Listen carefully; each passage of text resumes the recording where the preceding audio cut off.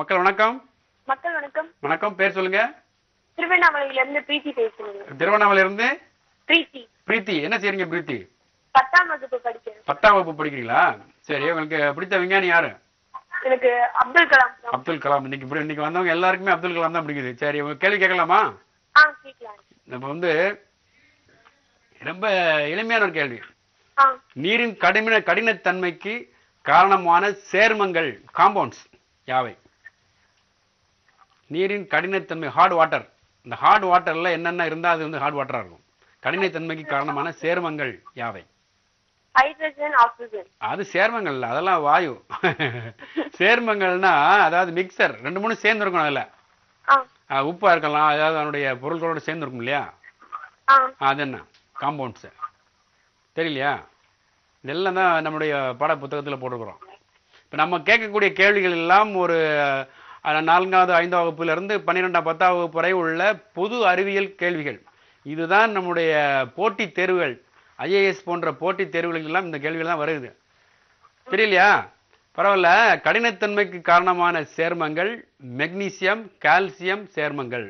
அது சல்ஃபேட்டா இருக்கலாம், அது குளோரைடா இருக்கலாம். கால்சியம் குளோரைடு, கால்சியம் சல்ஃபேட்டு போன்றவையெல்லாம் அதில் வந்து இருக்கு. அதனால தான் கடினத்தன்மையாக இருக்கு. பரவாயில்ல. இணைப்பில் வந்ததுக்கு நன்றி. தொடர்ந்து நிகழ்ச்சியை பாருங்கள், தொடர்ந்து பங்கெடுத்துக் கொள்ளுங்கள். அடுத்த நேரம் யார் இணைப்புகள் பார்க்கலாம். மக்கள் வணக்கம். வணக்கம். வணக்கம். வணக்கம். பேர் சொல்லுங்க. சென்னையில இருந்து கார்த்திக். சென்னை கார்த்திக். எந்த பகுதியில இருந்து பேசுறீங்க? சென்னை மடிப்பாக்கம். மடிப்பாக்கம் கார்த்திக். அப்படி சொல்லுங்க. என்ன சரிங்க? நான் வந்து +2 படிக்கிறேங்க. 12ஆம் வகுப்பு படிக்கிறீங்களா? சரி. உங்களுக்கு பிடித்த விஞ்ஞானி யாரு? எனக்கு பிடிச்ச விஞ்ஞானி மைக்கேல் ஃபாரடேங்க. Michael, very good. Michael Faraday வந்து இப்போ கேள்வி கேட்கலாமா? கேளுங்க. ரொம்ப எளிமையான கேள்வி. தரையில் உருளும் பந்தினுடைய இயக்கங்கள் யாவை? கேள்வி புரிஞ்சிருச்சா? ஒரு கோழி குண்டை உருட்டி விடுறோம். ஆமாங்க. பந்து தரையில உருளுது. அதனுடைய இயக்கங்கள் யாவை? ரொம்ப எளிமையாதான் கேள்வி. தரையில் உருளும் பந்தின் இயக்கங்கள் யாவை? இப்ப நான் ஒரு குறிப்பு கொடுக்குறேன் உங்களுக்கு, அதை சொல்லுங்க. இப்ப நேரம் நீங்க நடந்து போறீங்கன்னா அது நேர்கோட்டு இயக்கம். இப்படி இப்படி இப்படி இப்படி ஆடிக்கிட்டே கையெல்லாம் ஆடுது பாருங்க, இது வந்து அலைவு இயக்கம். வீட்டுல மின் விசிறி சுத்துது, அது வந்து வட்ட இயக்கம். இந்த மாதிரி உருளக்கூடிய பந்தினுடைய, தரையில் உருளக்கூடிய பந்தினுடைய இயக்கங்கள் யாவை? உங்களுக்கு நான் ஒரு கருத்து சொல்லிட்டேன் உங்களுக்கு, அதை வச்சு சொல்லுங்க. ரெவல்யூஷன்.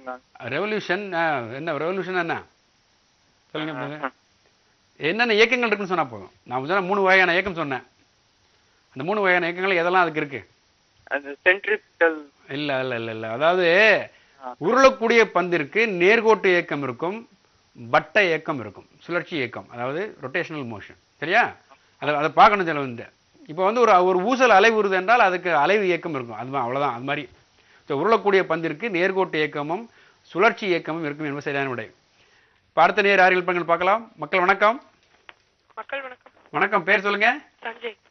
சஞ்சய், எங்க இருந்து பேசுறீங்க? சஞ்சய், சென்னையில எந்த பகுதி?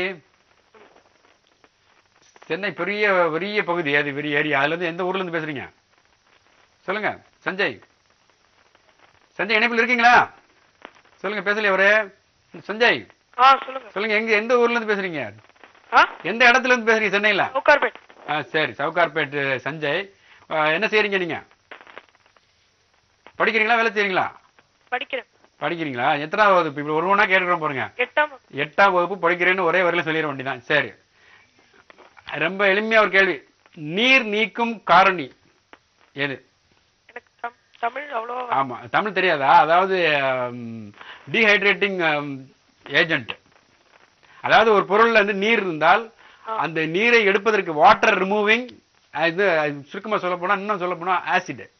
எது நீர் நீக்கும் காரணி? தெரியலையா? பரவாயில்ல. அதாவது நீர் நீக்கும் காரணி வந்து அடர் கந்தக அமிலம், கான்சென்ட்ரேட்டட் சல்ஃபியூரிக் ஆசிட். அதான் வந்து வாட்டரை வந்து ரிமூவ் பண்ணுவாங்க ஒரு பொருள்ல இருந்து. சரி, பரவாயில்ல. இணைப்பில் வந்ததுக்கு நன்றி. அடுத்த நேர் யார் இணைப்பில் பார்க்கலாம். மக்கள் வணக்கம். வணக்கம். பேர் சொல்லுங்க. ஏன், எதற்கு, எப்படி? பெங்களூர்ல இருந்து இனியா. இனியா, எந்த ஊரு? பெங்களூர். ரொம்ப மகிழ்ச்சியா இருக்கு. பரவாயில்ல. என்ன செய்றீங்க இனியா? என்ன செய்றீங்க நீங்க? நல்லா இருக்கேன். நல்லா இருக்கீங்க. என்ன வேலை பார்க்கறீங்களா, படிக்கிறீங்களா? நான் 9th ஸ்டாண்டர்ட் படிச்சிட்டு இருக்கேன். 9வது படிக்கிறீங்களா? சரி. உங்களுக்கு பிடித்த விஞ்ஞானி யாரு? அப்துல் கலாம். அப்துல் கலாம். சரி, உங்களுக்கு கேள்வி கேட்போமா? கேளுங்க. இப்போ வந்து ரொம்ப எளிமையா ஒரு கேள்வி. இப்போ வந்து அணுக்கரு உலை அட்டாமிக் ரியாக்டர் இருக்கு இல்லையா, நியூக்ளியர் ரியாக்டர், அணுக்கரு உலைகளில் குளிர்விப்பானாக பயன்படும் பொருள் எது? the coolants used in the nuclear reactors. சொல்லுங்க. அதாவது குளிர்விப்பான், அது வந்து நிறைய வெப்பமெல்லாம் வரும், அதை குளிர்வித்து தான் அந்த ஆற்றலை பெறுகிறோம். அந்த குளிர்விப்பானாக பயன்படக்கூடிய பொருட்கள் என்ன? ரெண்டு சொல்லுங்க. நியூக்ளியர் ரியாக்டர்ல தண்ணீர், தண்ணீர், அமோனியா. அமோனியா இல்ல, வேற என்ன? தண்ணீர் கரெக்ட். தண்ணீர் மாதிரி இன்னொன்று இருக்கு, வேற என்ன? நம்ம நம்ம நிகழ்ச்சியில எல்லாம் சொல்லியிருக்கிறோம். நீர் ஒரு நல்ல கூலண்ட், நல்ல குளிர்விப்பான். அது மாதிரி இன்னொன்று இருக்கான், அதாவது ஹெவி ஹைட்ரஜன், கன நீர், ஹெவி வாட்டர். அது வந்து இது H2O அப்படின்னா அது வந்து D2O, சரியா? அது மாதிரி லிக்விட் சோடியம், திரவ சோடியம், இதெல்லாம் தான் கார்பன் டை ஆக்சைடு, இதெல்லாம் நிறைய இருக்கு. ஹீலியம், லிக்விட் ஹீலியம்லாம் இருக்கு. இது எல்லாமே குளிர்விப்பானா செயல்படுது. பரவாயில்ல, நீங்க ஒண்ணு சொல்லிருக்கீங்க. உங்களுக்கு நான் சோதனை செய்வோமா?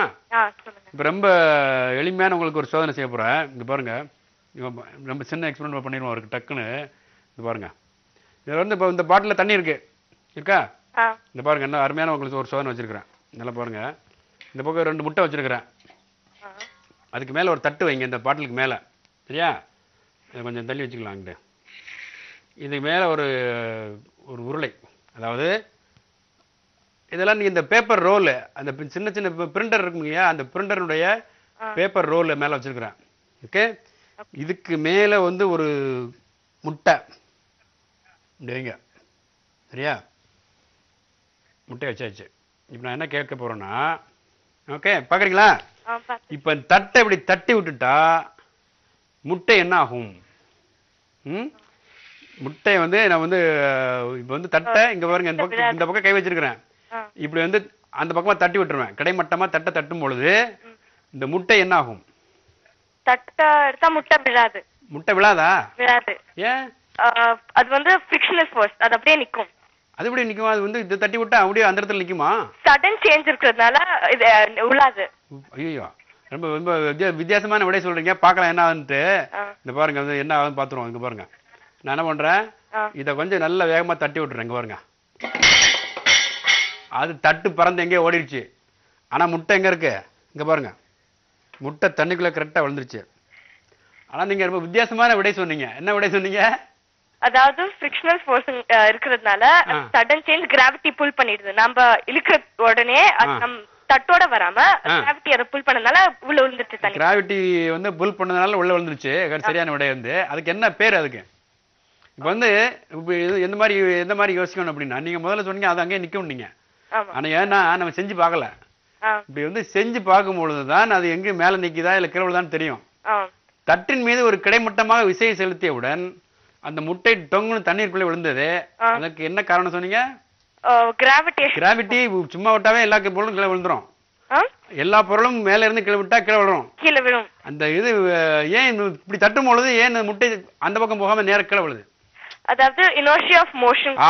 இதுதான் கரெக்டான. இதுதான் இனர்ஷியா ஆஃப் ரெஸ்ட். மோஷன் இல்ல, இனர்ஷியா ஆஃப் ரெஸ்ட். அதாவது ஓய்வு நிலைமம்னு அர்த்தம். அதாவது இந்த கொடுக்கக்கூடிய விசை தட்டிலே கொடுக்கிறோம். மேல இருக்கக்கூடிய முட்டை தன்னுடைய ஓய்வு நிலையிலே இருக்கு. தட்டு வெளியே போனவுடன் பூமியினுடைய ஈர்ப்பு விசையினால் அது இழுக்கப்படுகிறது. அதனால அது உள்ள தண்ணிக்குள்ள விழுந்துருது. வந்து பரவாயில்ல, ரொம்ப ரொம்ப எளிமையான சோதனை. இது நிலைமம் அப்படின்னு அர்த்தம். பரவாயில்லையா? இது மாதிரி சோதனைகள்லாம் நிறைய நீங்களே செஞ்சு பாருங்க. இப்ப நம்முடைய ஜேர்னி எதற்கு எப்படி நிறைவு பகுதிக்கு வந்திருக்கிறோம். அந்த காட்சியை பாருங்க. முதல்ல ஒரு கேள்வி கேட்டோம். நம்முடைய வீட்டுல சமையல் வாயு, எரிவாயு அடுப்பு இருக்கு. அந்த அடுப்புல நம்ம வந்து நல்லா பாருங்க, பர்னர் இருக்கு, எரி பகுதி. அந்த எரி பகுதியில தான் நம்ம வந்து பத்த வைக்கிறோம். அந்த வாயு வெளியே வந்து நீல நிறத்தில் எரிகிறது. நீல நிறத்தில் எரியும் பொழுது அது அந்த அறையை அல்லது சமையல் அறையை வெளிச்சப்படுத்துவதில்லை. ஆனால் அங்கே ஒரு சிறிய மெழுகுவர்த்தி வைத்தால் அது வெளிச்சமா இருக்குதுன்னு கேள்வி கேட்டோம். என்ன காரணம் சொல்றாங்கன்னா, உள்ள இருந்து வரக்கூடிய அந்த வாயு வந்து புரோப்பேன் அங்கிற வந்து சமையல் வாயு, கொஞ்சமா அது பியூட்டேன் வாயு இருக்கு. வந்து இது வந்து 2 வகையில ஒரு பொருள் எரியும், ஒரு வாயு. ஒன்று முழுமையான எரிதல், முழுமையாக எரிதல். மற்றொன்று முழுமையற்ற எரிதல், அதாவது கம்ப்ளீட் கம்பஷன். இன்னொன்று வந்து இன்கம்ப்ளீட் கம்பஷன்றான். அப்படி எரியும் பொழுது அது வந்து இப்படி முழுமையான கம்பஷன் என்பது எப்படி என்றால், ஆக்சிஜன், காற்றில் உள்ள ஆக்சிஜனும் அந்த எரிவாயும் சேரும் பொழுது முழுமையாக எரிந்து நீல நிறத்திலே தெரியும்.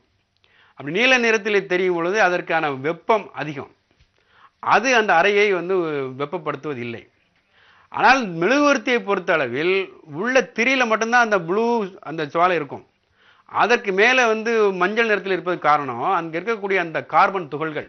அந்த கார்பன் துகள்கள் எரிவதால் சூடாகி எரிவதால் அந்த வெளிச்சம் தெரியுது, மஞ்சள் வெளிச்சம் தெரியுது. அந்த மஞ்சள் வெளிச்சம் இங்கே இல்லை. சில சமயத்தில் இதில் கறி பிடிச்சி அந்த பேனரில் கறி பிடிச்சி ஒட்டிக்கிட்டு இருக்கும்போது மஞ்சளாக எரியும். அப்படி இல்லை என்றால் அது நீல நிறத்தில் எரியும். இது முழுமையான எரிதல் இருக்குது. இந்த ஆக்சிஜன் உதவி செய்வதால் இது நீல நிறத்திலே தெரிகிறது. இது போன்று நம்முடைய அன்றாட வாழ்க்கையில் நடக்கின்ற ஒவ்வொரு நிகழ்வுகளையும் இயற்கையில் நடக்கக்கூடிய நிகழ்வுகளையும் சிந்தித்து அதனுடைய அறிவியலை தெரிந்து கொண்டு புரிந்து கொண்டு நமது நாட்டை அறிவியல் நாடாக வளப்படுத்துவோம் என்பதை சொல்லி விடைபெறுகின்றேன். நன்றி, வணக்கம்.